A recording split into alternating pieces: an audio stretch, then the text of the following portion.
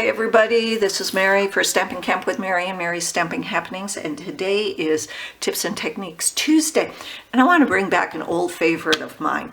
I want to show you a technique I call the rolling marble technique. Let me bring you up. This is a fun technique, especially if you got your grandkids, your kids, younger kids, Girl Scouts, Boy Scouts, whatever, to make some cards with. What you're going to need is, you can use, I use one of the old Stampin' Up boxes, but you can use one of the new Stampin' Up boxes. And you need some marbles. I'm just going to put 3 in here, but you can use as many as you'd like. And what you're also going to need is you're going to need some re-inker. I'm using Real Red. Let's bring you up a little bit. I'm using Real Red. And you need a piece of neutral cardstock.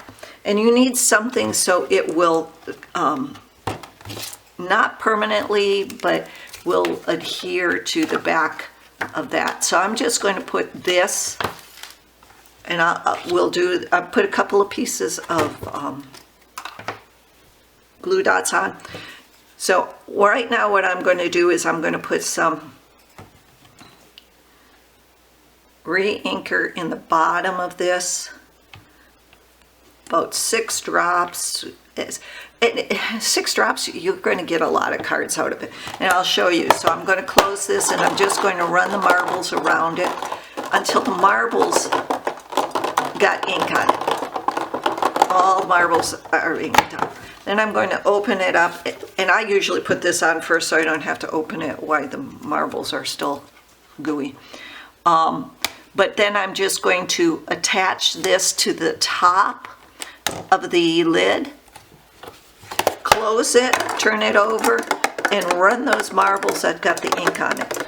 Now if you want to do more, just turn it back over, get those marbles inked up again, and do it again.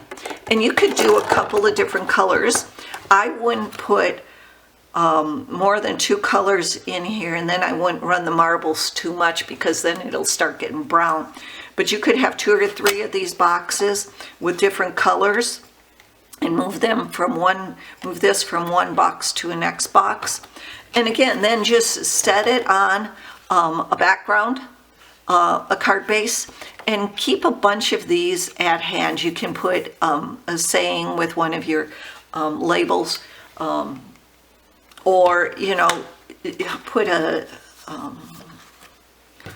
die cut or something on there. It's just a great background stamp, and you can have a bunch of these sitting around for cards that you just need in a hurry, thinking of you, thank you, happy birthday, so sorry, things like that. It's really fun. Please follow me on YouTube. I really would appreciate it. And please help this small business out by purchasing your Stampin' Up products from me. All the information is down below in the description. Thanks for visiting, and bye-bye.